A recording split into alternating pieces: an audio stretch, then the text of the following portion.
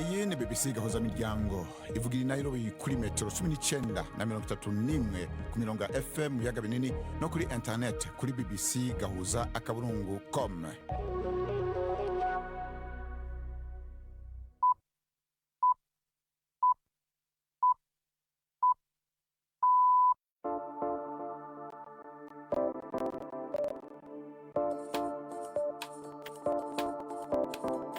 Ubu ni isaha imwe n'igice z'ijoro i Nairobi, ni isaha 12 n'igice z'umugoroba mu Burundi no mu Rwanda. Muri kumwe na Bernard Bankukira. Mwiriwe mwebwe mwese bakunzi wa BBC gahuza miryango, turi kwa gatatu genekerezo ya 20 z'ukwa gatanu 2026. Muca make makuru tugiye kubashikiriza. Mu Burundi mu gihe amabahero arimwo umurengera w'imfungwa, umushikanganje w'ubutungane avuga ko hari ababangamira ingingo zo kubagabanya. Amakuru n'amashinga amateka aribaze gituma abashikiranganje iyo bageze mu biro baca bategekwa n'abakozi basanzwemwo, nimba ari ivyo kubera iki abashikiranganje batavuga kugira ngo abakozi bavemwo, none bizoheza bigende gute? Naho mu Rwanda uyu munsi no munsi mpuzamakungu wahariwe kwita ku nzuki. Ese abagore b'abavumvu binjiye muri uwo mwuga bawufata gute? Umuntu ajya gukama inka akubita umugeri kandi akemera akayongera akayikora. N'inzuki rero niko bigenda, tuzayikora ubuvumvu kugeza nshaje. Tubafitiye n'amakuru y'inkino. Amakuru ahagarariwe na Latifa Mutesi.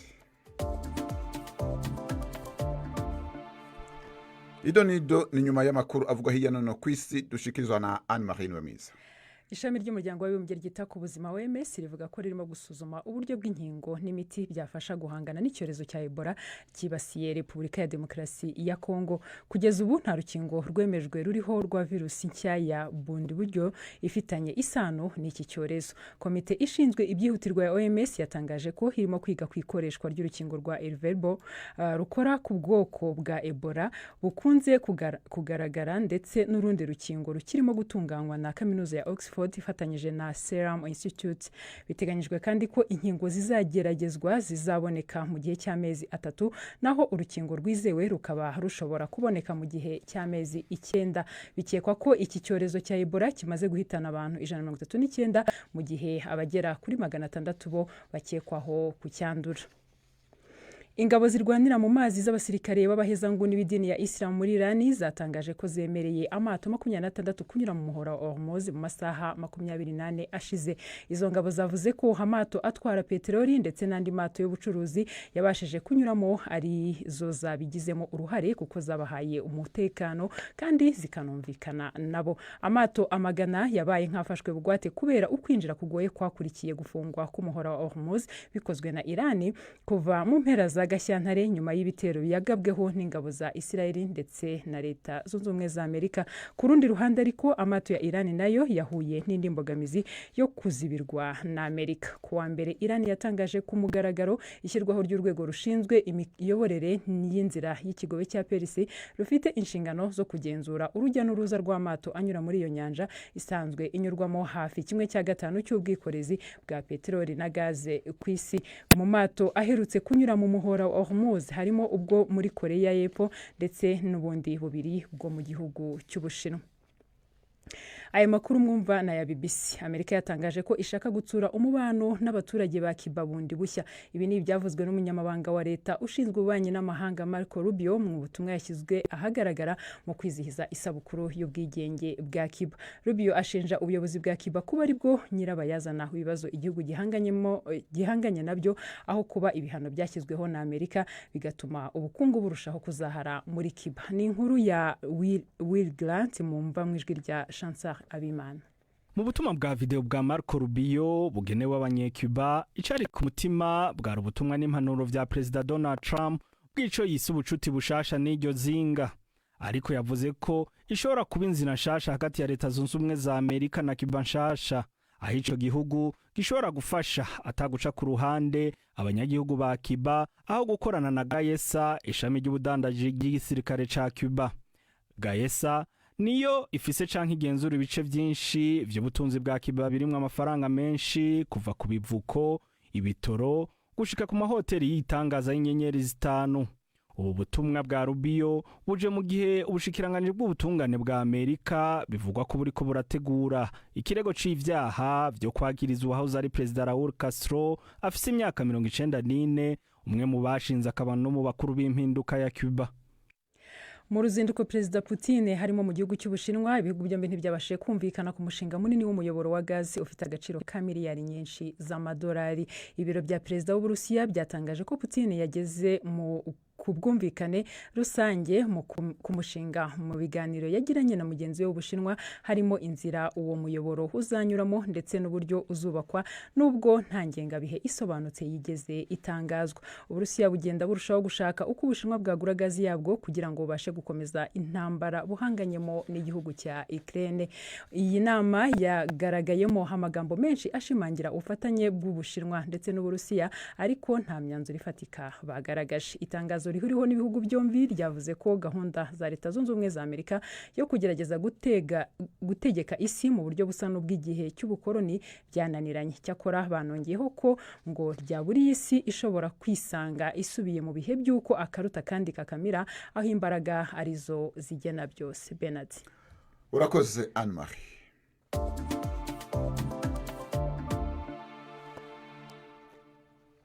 Amakuru tuyahere mu Burundi, aho igisata kijeje amabohero n'ubusho gisaba ko congerwa amafaranga yo guhangana n'umurengera w'imfungwa. Yishura ibibazo byashinga amateka kuri wa gatatu, umushikiranganji w'ubutungane yavuze ko muri ivyo bibanza usangamo abantu bashika ku 300 kwijana ugereranije n'ubushobozi bwavyo. Bamwe bashinga amateka bavuga ko bimwe mu bituma haba umurengera w'abapfungwa ari uko hari ababandanya bafunzwe bidakenewe. N'inkuru ya Patrick Kwaso ari Bujumbura. Umushikiranganji ajejwe ubutungane Alfred Ahigejeje yari yatumiwe mu nama nshingamateka kuvuga ku cegeranyo cya sentare ijeje kugenzura ikoreshwa ry'uburyo bwa leta mu ibororo rikuru rya Bubanza. Ariko ibibazo byahavuye biraba ikibazo c'amabohero uko yifashe muri rusange mu gihugu cyose. Mu gihe hakenewe uburyo bwo gutezurira ayo mabohero, umushikiranganji Ahigejeje yabwiye abashinga amateka ko ahubwo uburyo bahabwa bwo gukoresha mu cyo gisata bwagabanutse cyane muri iyi myaka iheze. Mu mabohero uyu munsi harimo abantu b'umurengera, usanga bose bafungirwa hamwe, amafaranga agenda agabanuka yerekeye amabohero, byo nabyo ikaba ari ingorane. Uretse uburyo buke, umushikiranganji yemeye ko igitigiri c'abafunzwe kitagabanuka kuko hari abadindiza ingingo zo kubarekura. Ibibazo by'inkoramutima aho biboneka yuko ibibazo menga bidatora inyishu ariko biguma biri hahandi. Hariho ikibazo cyo kudafata ingingo mu bantu bafungwa. Twibukanye yuko uretse abaca mu maparke amadosiye yabo kabusanga baranyuze kwa UPG hanyuma bakaza muri parke, mugabo kandi twibukane yuko hariho n'abandi bantu bafungwa banyuze mu zindi nzego, tuvuge nko muri renseignement. Ariko aravuga ivyo, umukuru w'inama nshingamateka niyihanganye, yaciye amuciramwo n'ijwi ryumvikanamwo agashavu. Daniel Geraze Ndabirabe yasavye ahubwo umushikiranganji kuvuga abo bantu abaribo. Cyumvikana kiye responsable, tubibaze ko abashikiranganji bakurakuranwa pourquoi la même histoire. Bega abashikiranganji iyo bageze mu biro baca bategekwa n'abakozi basanzwemwo. Kumbure n'icyo umuntu yogira ati hariho abantu badashaka guhindura, abantu badashaka ibintu bihinduka. Nimba ari ivyo, kubera iki abashikiranganji batavuga kugira ngo abakozi bavemwo bahinduke? Basi none bizoheza bigende gute? Mu kwishura abashinga amateka ku makenga yabo, umushikiranganji w'ubutungane aremeza ko hari abantu bamwe batinya gufata ingingo kugira abafungwa batezurirwe. Alfred Ahigejeje yaciye asaba umwanya w'amezi 2 kugira ngo ico kibazo c'abafunzwe kibe cyatorewe inyishu. Jeje nagomba gusaba umwanya kuko ni kibazo nasanze kiri mu bushikiranganji, mugabo ko nifuza yuko twogitorera inyishu. Nk'abo baba barahejeje umunyororo, nk'abo amadosiye yabo abura, abo turifuza yuko umwanya mutoya mu mezi 2 twoba twashoboye gutanga raporo y'ukuntu abo bantu bose boshobora kurekurwa, na cyane abo aba ataki kibakurikirana amasentare yaramaje guca urubanza akavuga yuko bakwiriye kurekurwa. Uburundi bukaba bufise amabohero 11 hamwe n'ibigo 2 vyihariwe abana bafitaniye ingorane n'ubutungane. I Bujumbura, Patrick Waso. Urakoze Patrick Waso.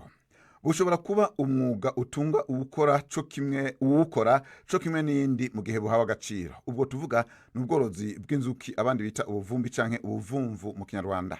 Kuri umunsi mpuzamakungu hariwe kwitaho inzuki, BBC Gahuzamuryango yagendeye aborozi b'inzuki bo mu karere ka Ngororero. Abo borozi biganjemo abagore batanguye gukora ku buryo kama bagenda bahindura ingene bakora kugira ngo babuhuze n'igihe ca none bukaba buti imbere.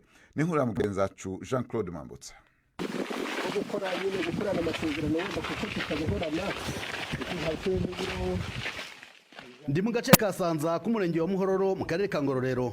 Ndi kumwe na Jean Baptiste Ngirinshuti, perezida w'ishyirahamwe ry'abavumvu Tera Imbere Muvumvu Sanza. Bakorera ubworozi bw'inzuki mu gashyamba kimeza ka Nyabitukuru kari muri uyu murenge wa Muhororo. dusanzwe tworora ariko twororera mu ntoki cyangwa mu dushyamba turi hagati y'abaturage. Biza kuba ngombwa yuko iri shyamba ryangirika, dusaba ko twaririnda dushyiramo ubuvumvu kugira ngo inzuki zacu ahanini zaryaga abaturage kubera ko zari hagati mu baturage. Batwemera ko tugomba kuzana tugakuramo uruvumvu ariko tukanabungabunga iri shyamba. Turiyegeranya tugenda dukura, ubu tumaze kuba abanyamuryango 50.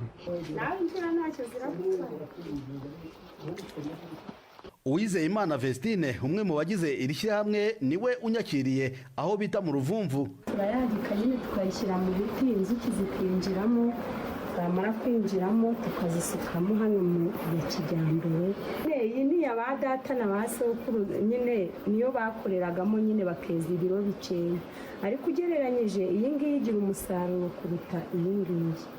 Muri iri shyirahamwe abagore nibo bagize umubare munini, nyamara uyu ni umwuga wakunze kugaragazwa nk'uw'abagabo. Umubyeyi Alice Mukankwiro ni umwe muri aba bagore b'abavumvu. Nta kuntu umuntu atabitinyuka buri ikintu cyagutunga ntabwo wareka kugikora. Umuntu ayorora n'inka ikamwica kandi akagumya akayorora. Umuntu ajya gukama inka yo mu kiraro ikakubita umugeri kandi akemera akayongera akayikorera akayigaburira kugira ngo imuhe amata.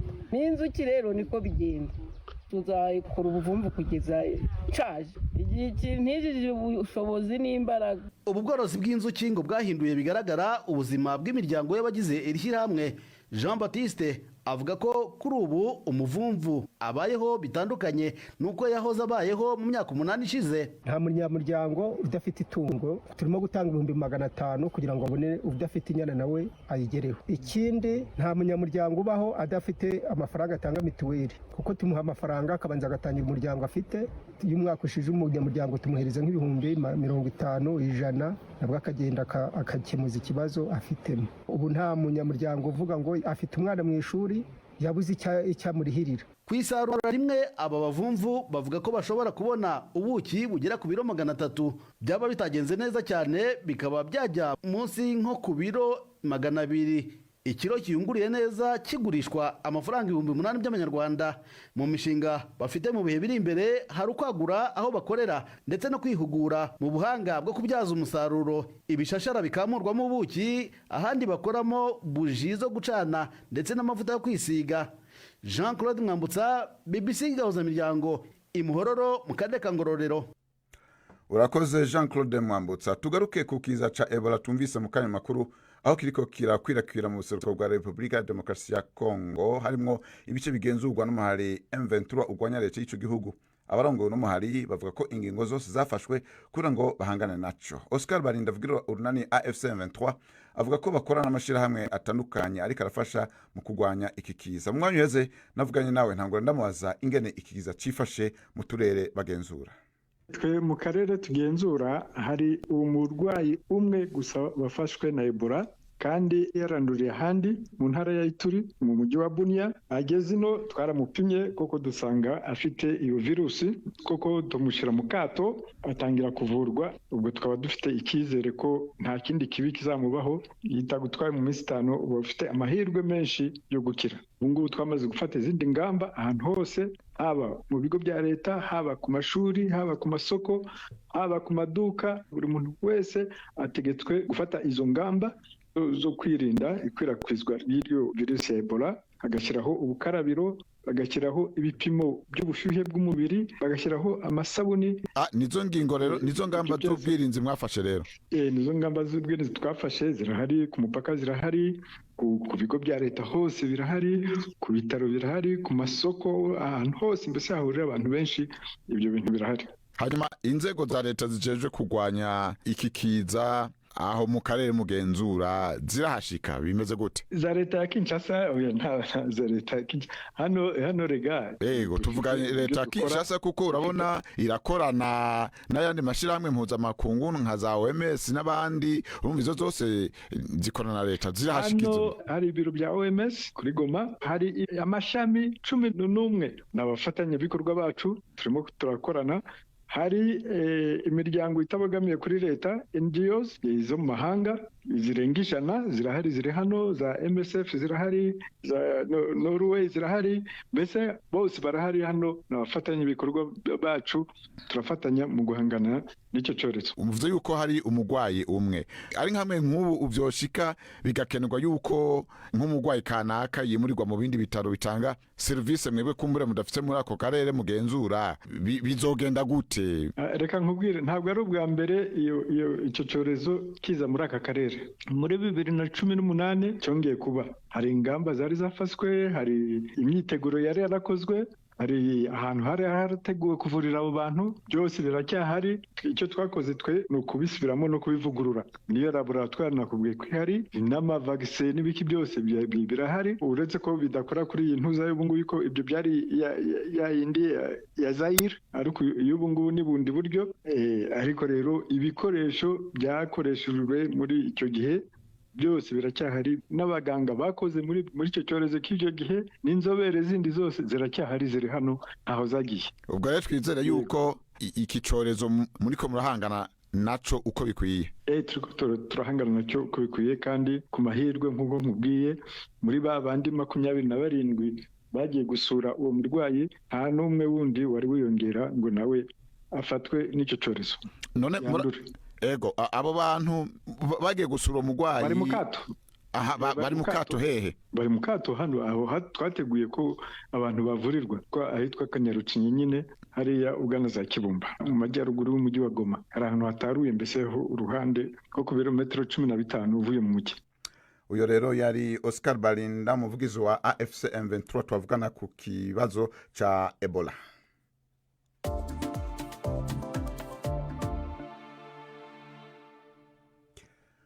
Muri kano kanya naho Anne-Marie niwe mwiza, abanywanyi ba BBC gahuza muryango bashikize ivyumviro bitari bike. Yego, ku nkuru ya Arsenal yaraye yegukanye igikombe cya Premier League. Patrick Kubwimana ati Champions League nayo irayitwara. DJ Pasi inkoramutima we yagize ati izongera gutsindira ikindi gikombe nyuma y'imyaka 30, gusa yaragikobokeye thanks to the Arsenal fans.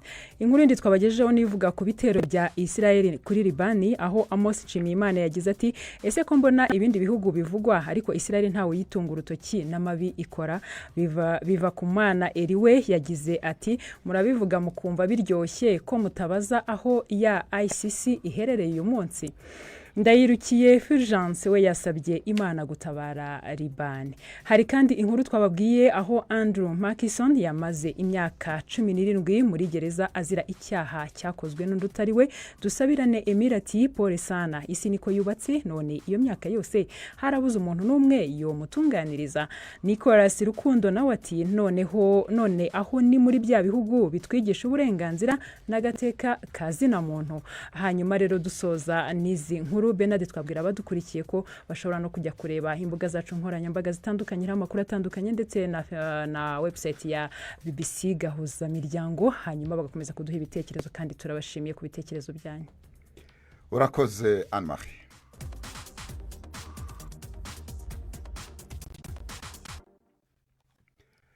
Ubu naho reka tubahonje kurunana rwejo.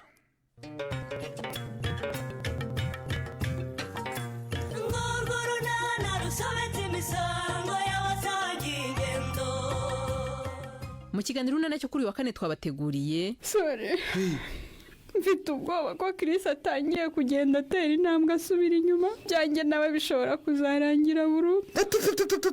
Toka mu izina rya Yesu, ibyo uvuze rwose ntibikabe kandi ntugatekereze nabi gutyo Leya.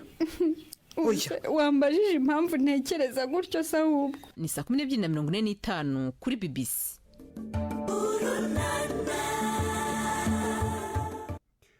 Ku isaha 12:49 Inyamirambo mu Rwanda niyo masaha tugeze ko Ibuye mu Burundi. Twakire Yves Bucana makuru y'inkino. Imikino kuri BBC gahuza miryango. Abashuje mwese bakunze imikino kuri BBC. Amakuru yacu aribanda ku gikombe cya shampiyona y'Ubwongereza Arsenal yaraye itwaye nubwo itakinnye. Igikombe cya Arsenal cyemejwe ku mugaragaro nyuma y'uko Manchester City inganyije igitego 1-1 na Bournemouth.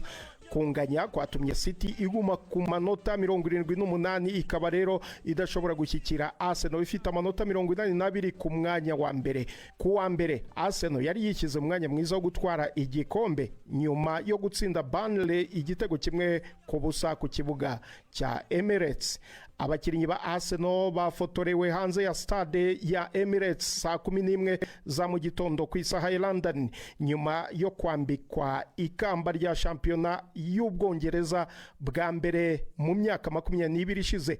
Mu gihe ibirori byabo byakomezaga, Eberechi Eze yashyize amafoto kuri Instagram mu masaha ya kare y'uyu munsi ahagaze hanze ya stade yabo iri mu majyaruguru ya London ari kumwe nabo bakinana barimo Declan Rice, Bukayo Saka na Julian Timber. Iyi kipe izakora urugendo rwo kwerekana igikombe mu gace ka Islington ku cyumweru tariki 31 z'uku kwezi saa 9 z'amanywa ku masaha ya London, umunsi umwe nyuma yo kwesurana na Paris Saint-Germain mu mukino wa nyuma wa Champions League mu mujyi wa Budapest. Abakunzi ba Arsenal mu mujyi wa Kigali nabo twaganiriye. Birarenze cyane umusaba, birarenze cyane urumva uze nk'ikipe imaze imyaka ingana gutyo twari igikombe, birarenze cyane. Twa expecting erega na Champions League ubu dufite gahunda nta gihindutse nayo turayishyiraho. Ubu mfite imyaka 27. Tegereje igihe kinini cyane igitwara ntago nari impari, urumva ntawe maze imyaka myinshi nyifana ntegereje igihe nk'iki. Ubu twirinze guserebura cyane, tuzasereburira rimwe kuri 30 ni gahunda. Ari uko Champions League nayo itashye tuyishyize mu bindi nyine. Ibyishimo gusa, ibintu bimeze neza. Arsenal nahimenye 2020 mfite imyaka 19, mu mufana wayo cyane. Ibyishimo bimeze nabi cyane. Ntabwo warya? Oya, warya mutese. Muri ngiye mu mutima wanjye ndishimye, ndumva ameze neza. Kumva ikipe mfana yatsinze byo bintera ishema n'imbaraga zo gukomeza kuyifana cyane, rero bityo zayifana mpaka pe.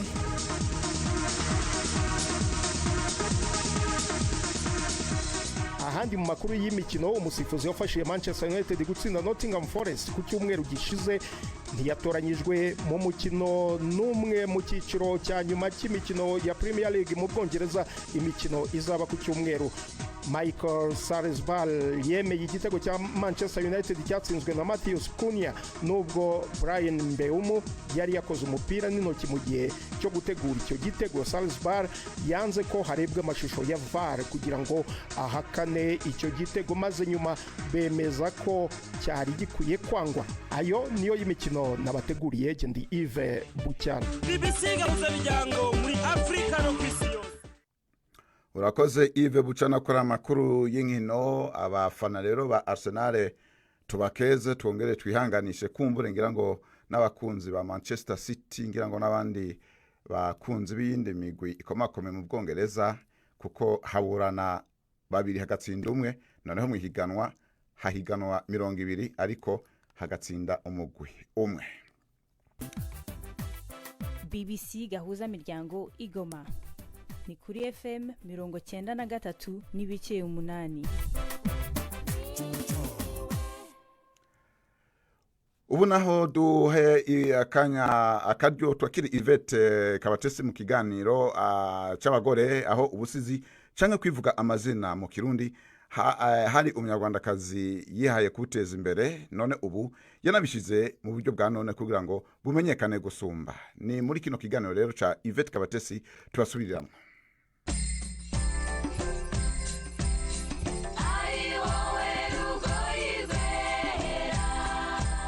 mwireho neza. Ubusizi ni inganzo yahozeho kuva kera. Amateka y'u Rwanda agaragaza ko bwatangiye ku ngoma ya Ruganzu Ndori ahasaga mu 1510. Gusa iyi nganzo yakunze gusa n'ititaweho ndetse ikagaragara mu bantu bafite imyaka yo hejuru. Ariko Claudine Murekatete, umukobwa w'imyaka 29, yiyemeje guteza imbere iyi nganzo ndetse ubu akaba nabihuza n'ikoranabuhanga rigezweho. Nitwa Kabanyana k'abakobwa, ndi umukobwa wibatura mu museso nkinyakura mu turimo maze nakubura umucyo ukabengerana ibikari. Urakoze cyane, ntabwo ushobora kuvuga izina ryawe rimwe ryonyine. Urumva ndi umusizi n'ubundi uko nivuga ntabwo bitana n'ibisigo ntibitana n'ubusizi. Rero hashize umwaka urenga gatoya tuganiriye, utubwiye uburyo watangiye ubusizi, ariko se kuva ico gihe tubwira ikintu cyahindutse Murekatete. Ndumva duherukana nibaruka yampindutse nyuma yaho nibarutse amakiriro, nongera nibaruka rubatse, n'ubu nibarutse n'icyanditswe. Urumva ko ubusizi bwaragutse mu buryo bw'ibikorwa. Wenda tutarajya muri ibyo bikorwa, nuvuga ngo wibarutse, nuvuga ngo ni ibisigo bishyashya wahimbye. Yego, ni ibisigo bishya nagize umugisha wo kuvana mu makayi nkabishyira by'umwihariko mu buryo bugezweho bw'amajwi ndetse n'amashusho. Ushobora kumva ibisigo byanjye byose unabireba mu buryo bw'amashusho meza cyane kw'ikoranabuhanga. Yego. Nuvuga ngo rero hari ukuntu byatumye abantu bagukurikira birenze ibyo bagukurikiraga mbere, kuba warabishyize mu buryo bw'ikoranabuhanga. Yego, hari icyo byongereye kuko ibisigo ubundi hambere ntibyabaga biriho. Iyo ntereye akajisho kuri izo mbuga nkoranyambaga mbona n'imibare igenda izamuka, bivuze ngo abanyarwanda bari gukunda ubusizi, bari gushyigikira ubusizi cyane. Niyo mpamvu no mu busizi tugenda dutera intambwe kugira ngo ibyo dukora tubishyire ahantu umunyarwanda wese ashobora kubyumva kandi akanabireba kandi mu buryo bugezweho bw'ikoranabuhanga ryiza. Ikoranabuhanga rero aho ntiryabangamira wa mwimerere w'ubusizi bumwe twari tumenyereye bwa kera, mbese bukaba bwagabanya icyanga cyabwo. Umusizi agira uko agaragara, umusizi kandi agira uko avuga. Ibyo rero ntabwo dutandukira, ahubwo ikoranabuhanga ni iryo kudufasha kugira ngo bya bihangano byacu byiza bisigasira umuco, indangagaciro bigere ku banyarwanda mu buryo bworoshye. Tubwire rero gatoya kuri icyo cy'amakiriro. Amakiriro ni inkuru y'umwana w'umukobwa wavuye mu cyaro aza gushakira ubuzima mu mujyi, hanyuma ababyeyi be bakamuhoza ku nkeke bamusaba amafaranga. Umubyeyi: Kigali uvuga urayibarirwa ntuyizi, ngaho umbwire nawe. 15 mpembwa yakuremo 5 by'uko namennye itasi, 5 mabuja yankase kuko gazi itamaze ukwezi. Ibi biba hafi ya buri kwezi uko bigize akazi kanjye. Ongera hamwe ubushaka atanahwanye n'umushahara mpabwa. Hari benshi baruhiye aha ndetse hama rero kubura uri umukobwa ukoreye inganzo nakwita ngo ni abantu bakuru, niko abantu bakunze kuvuga. Kuba rero ubu warabishize mu buryo bw'ikoranabuhanga, hari icyo byahinduye mu buryo bakureba ubu ngubu abantu? Sinzi, mbere niho abantu bose bajyaga bakunda kunyita umwana, ariko ubu ngubu umaze gukura. Ariko ntaho bihuriye rwose. No hambere inganzo y'ubusizi yahozeho, tujya tuganira n'abazi amateka bakatubwira amateka ya Nyiraruganzu Nyirarumaga, umugore w'umunyarwanda n'ubundi watangije inganzo y'ubusizi, washyizeho inganzo y'ubusizi mu rwego rwo kubika amateka y'igihugu, kubera ko muri icyo gihe cyabo hatariho uburyo bwo kwandika. Inganzo ipfa kuba ihari, ufite icyo uvuga, ufite icyo ubwira abantu, ufite icyo wigisha, by'umwihariko mu muco wacu w'abanyarwanda. Uyu munsi iyi nganzo y'ubusizi ishobora gutunga nyirayo? Ishobora gutunga uyikora cyane, harimo amahirwe menshi. Nahoze nkubwira gushyira ibihangano kuri izi mbuga zicuruza umuziki, aho ngaho hari ikiguzi ku muntu uje kumva ibihangano. Hari abakenera ko dushobora kubandikira ibisigo bijyanye n'iminsi mikuru yabo bizihiza. Umwanditsi cyangwa umusizi ni umuhanzi mugari, hama hari inzitizi ugihura nazo nk'umukobwa muri uyu murimo cyangwa se muri ubu busizi bwawe? Inzitizi ntabwo zibura. Ibitaramo turacyasa n'abahejwe kubera n'ubundi bwa bushobozi kukuba nta bashoramari dufite mu busizi. Iyi Mana yakuriboreye ntikurumbira mbanza bigwi. Iyi yakuriboreye. Claudine Murekatete ukora inganzo y'ubusizi bw'imivugo ni naha rero dusoreje. Muramuke neza. urakoze Vete, ni hano turangirije amakuru yacu yo kuri wa gatatu. Be n'abankukira bashikirije kandi abipfurije ibihe byiza.